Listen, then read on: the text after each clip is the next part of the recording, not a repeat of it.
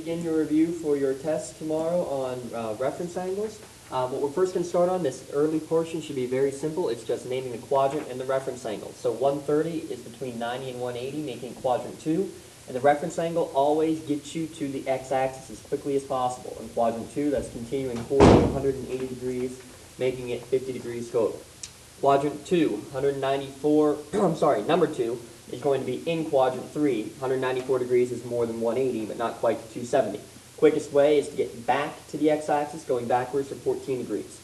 Number 3, two different ways to look at it. First thing you can do is, while saying negative, 87 degrees would be not quite 90 in the negative direction, meaning I would need to just go back the exact same amount. So I'm in quadrant 4, and I'm 87 degrees to get right back. The other option, you can always add 360 to get a positive angle. When I do that, I would get 272, which also then technically would be in the fourth quadrant still because it's more than 270.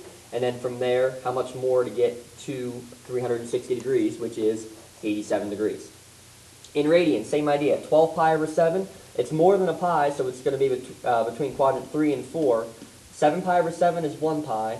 14 pi over 7 is 2 pi. Which one are we closer to? Much closer to 14 pi over 7. So again, I'm in quadrant 4. And how much more to get to this 2 pi, this 14 pi over 7, would be a 2 pi over 7. In number 5, I am not quite to a full pi, and I'm definitely more than half a pi. So this is quadrant 2. And then to get it up to a full pi, I need to add another 3 pi over 90, which technically that should be reduced, and when you do that, that would reduce to pi over 30. Either way is cool. And number 6, 7 pi over 5 is going to be in quadrant 3 because, again, it's more than the pi, but it's closer to 5 pi over 5, which is 1 pi, than it is to 10 pi over 5, which is 2 pi. So in quadrant 3, that means I need to go backwards to get to pi, and to get backwards to this 5 pi over 5, I need to take away a 2 pi over 5. So those should be pretty straightforward. Now, for the rest of them, we need to think about reference angles and what you need to know, because remember, you will not have a calculator on this test, and you will not have your unit circle on your test. However, you should kind of sketch out maybe the unit circle or the first quadrant of the unit circle. So, what you should remember is that you have your angles here that are going to be 0 degrees, this is going to be 30 degrees, 45 degrees, 60 degrees, and 90 degrees. You also should think of it in terms of radians, pi over 2, pi over 3, pi over 4, pi over 6, and this guy here is 0 radians. What you need to remember are the ordered pairs especially. Okay? Think of this as the origin. That makes this the x1 and the y0 because you haven't gone up at all. And here the other way around, 0, 1. You haven't gone left and right, you've gone up 1. And then the trick was to just add or subtract essentially a square root of something over 2. So from the 0, this is 1/2. This is the square root of 2 over 2. This is the square root of 3 over 2. And then square root of 4 over 2, which is 1. And then the same going in the opposite direction. Root 3 over 2. So reverted this page, I would draw it right at the top of your test, right from the beginning, to make sure that you have it down pat. And this is how we're going to use it. So, this first one, they give us a negative angle. So first, let's make it positive by adding 360 degrees, and it gives us an angle of 150 degrees. What quadrant is that in? That's in quadrant 2, and that makes our reference angle 30 degrees to get up to 180 degrees. So what I should be looking at for all of these is what is theta, or I'm sorry, what is the ordered pair at 30 degrees. The ordered pair there is going to be the square root of 3 over 2, comma, 1/2. That's the ordered pair. So that means sine is the y value, 1/2. Cosine is the x value, root 3 over 2. And tangent is when I divide them. So 1/2 divided by root 3 over 2. That's the same as doing 1/2 times 2 over root 3. So those cancel out and gives you 1 over the square root of 3, which I should reduce, or rationalize, I should say, to root 3 over 3. Now here's the issue. Quadrant 2, remember our little trick. We say all students take calculus. In quadrant 1, everything's positive. Quadrant 2, sine is. Quadrant 3, tangent's the only thing positive. Quadrant 4, cosine's the only thing positive. So here we have an answer of, in quadrant 2, is what we're looking at. So sine should be the only thing positive, so I need to make everything else be negative. And then my other sides here, I just need to go and change and flip them around. 2, this would be 2 over the square root of 3, which will rationalize to 2 root 3 over 3. And right here, I'm going to flip my original always to get the square root of 3. And again, both of these should have been negative as well, because sine should be the only thing that's positive, sine and its reciprocal. Okay, here's another example. 240 degrees is in quadrant 3. My reference angle is 60 degrees. I need to get back to the x-axis. So my ordered pair of 60 degrees, we said, was 1/2, comma, the square root of 3 over 2. So I would even say right from the beginning, being quadrant 3, again, all students take calculus, take tangency winning positive, so make everything else negative right off the bat. So sine is the y value, which means this is root 3 over 2, and again, it's negative. Cosine should be negative 1/2. And tangent, let's divide them. So negative root 3 over 2 divided by negative 1/2. Let's flip and multiply, and it's going to be positive, positive, positive. Root 3 over 2 times 2 over 1. 2's cancel out, and should just give me the square root of 3. Again, it's positive. And I just need to flip these around. This was 2 over the square root of 3, which we said last time, reduced to 2 square roots of 3 over 3. This is negative 2, and this will become 1 over the square root of 3, which again rationalizes to root 3 over 3. Okay, the next one, in radians, 7 pi over 4. That is in quadrant 4. All students take calculus. That means cosine's the only thing positive. Make everything else negative.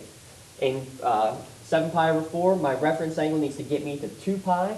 So the only thing left here to get to 2 pi, which is 8 pi over 4, would be reference angle of pi over 4.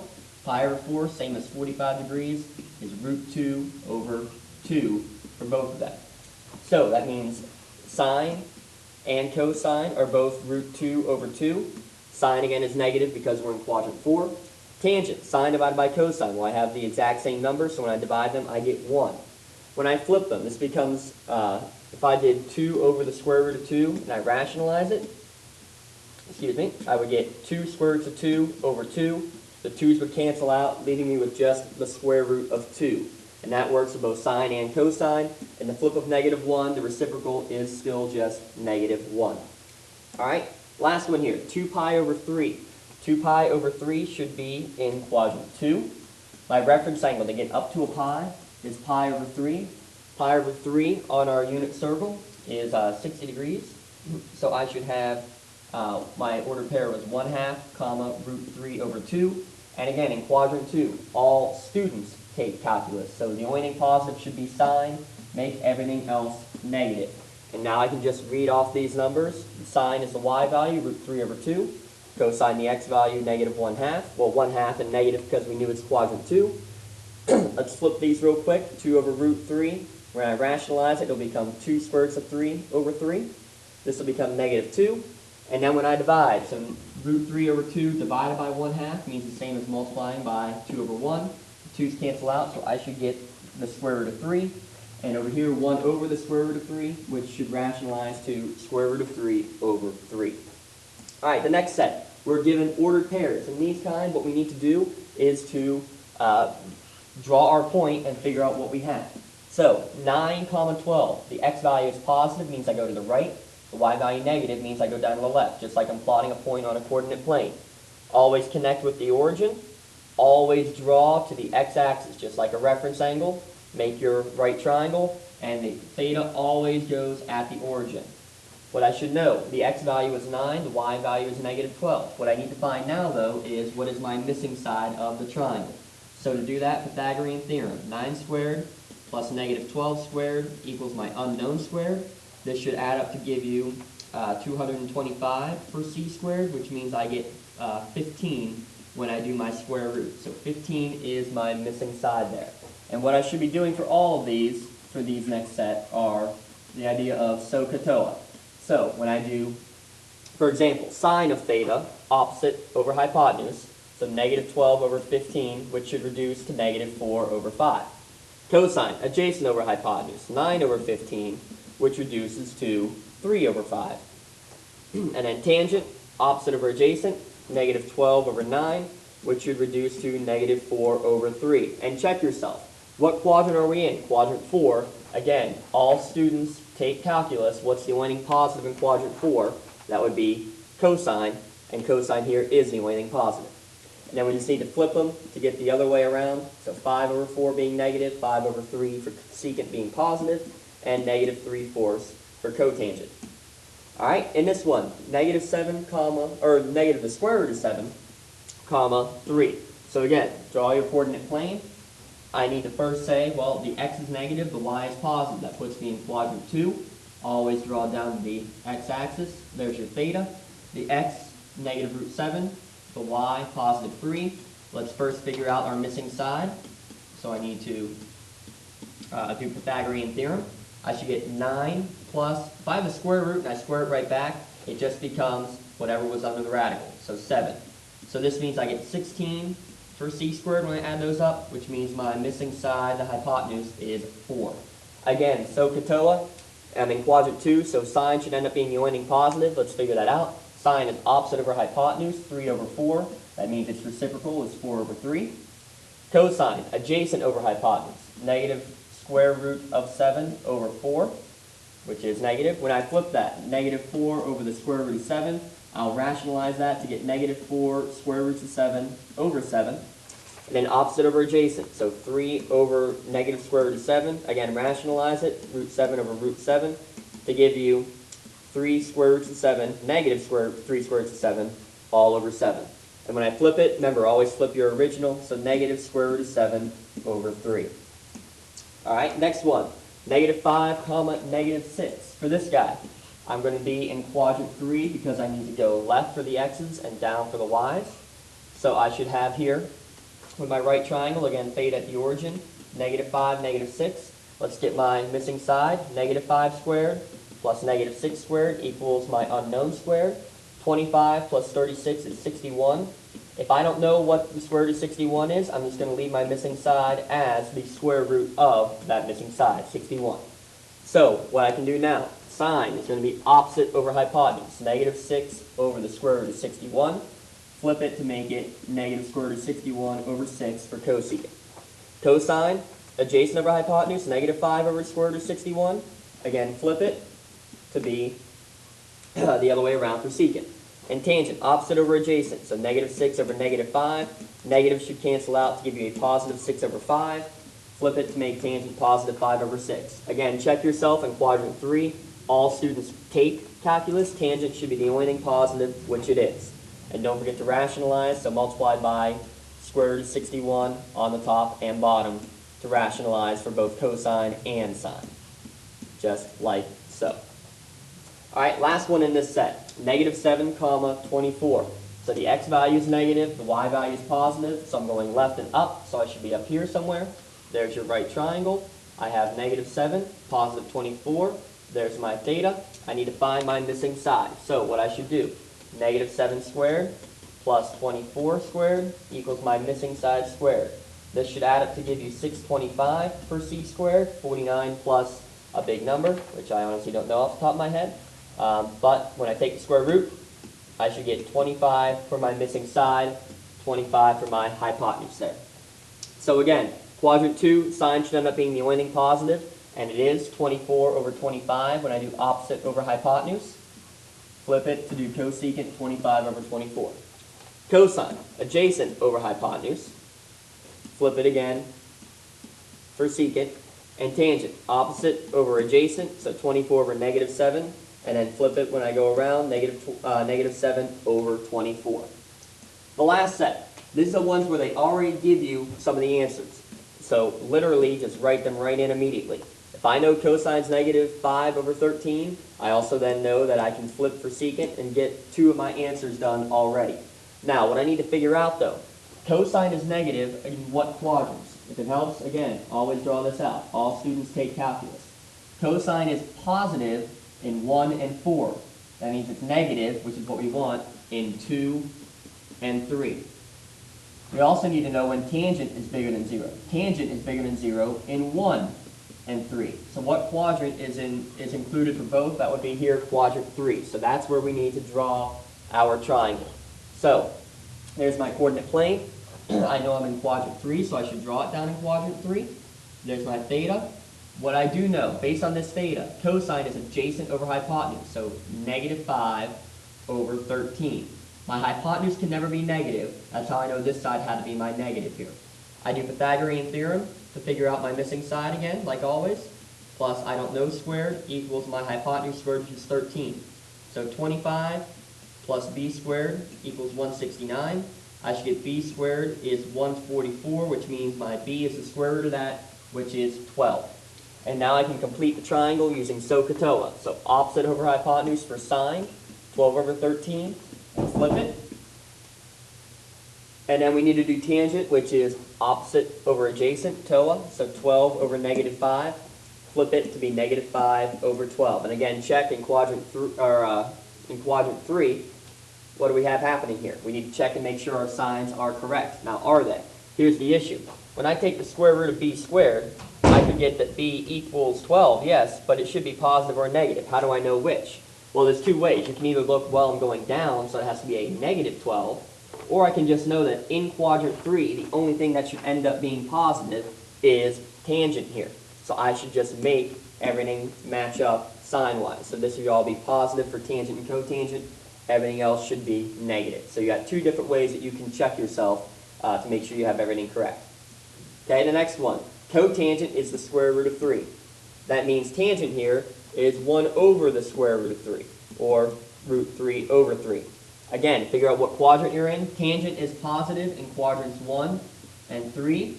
Sine is negative in 3 and 4 because it's positive in 1 and 2. So, again, I'm going to be in quadrant 3. So, again, the only thing that should end up being positive is tangent and cotangent. If it helps, make your negatives right now so you know that these have to be negative.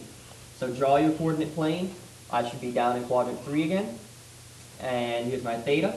And what I know, I knew tangent was root 3 over 3, or it's easier to use the original, 1 over the square root of 3. So, tangent, opposite over adjacent.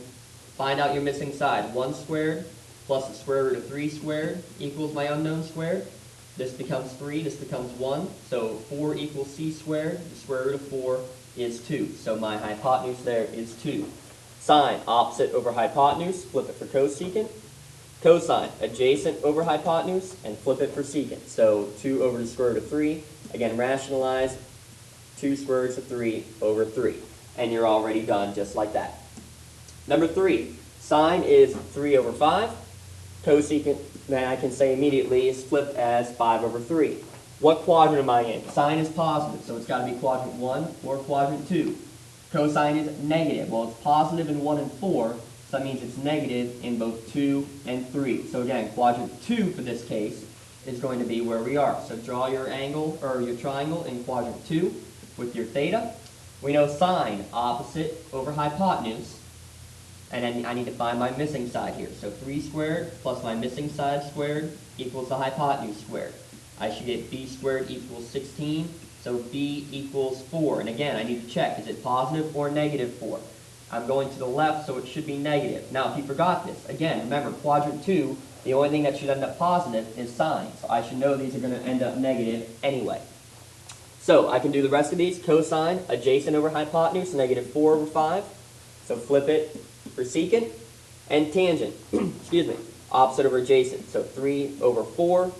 Cotangent, flip it around, 4 over 3. And again, check your signs. The only thing that's positive should be sine, and then cosecant then as well. Last one, secant is undefined, and the angle is between 0 and pi. And this is the ugliest one, it looks like, but it's actually the easiest amount of work.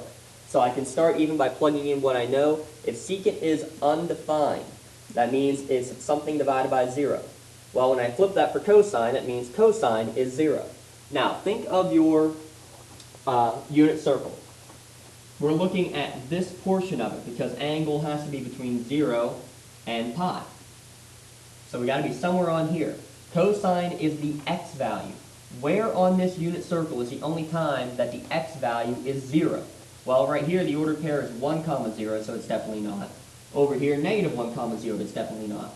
But as I trace around, well, right when I get to this point, I have an x value that equals 0. The point is 0, 1. That means this is my point that I want to look at. I'm looking at what would be pi over 2 on your unit circle. So, all I need to do is base it off of now that point. Sine is the y value, which is 1. Cosecant then is the exact same. Tangent, I divided. Y over x, sine over cosine. 1 over 0, so that's undefined. And cotangent, you flip it around. So 0 over 1, which is just 0. So this is the least amount of work, but maybe the trickiest one for you to figure out. Now, just for comparison, if they gave you that the angle was instead between pi and 2 pi, so I'd be down here at this point, I'd be looking at this point down here, which is 0, -1, and that's what I would end up using for this case. So look at, based on where your unit circle would be, and figure out what this ends up being, because you can't draw a triangle that has only one side like that, because when you draw it down the x-axis, you're just drawing on the same line. So at that point, think just about a point on the unit circle. Well, there's your extended review. Best of luck, and take care of business.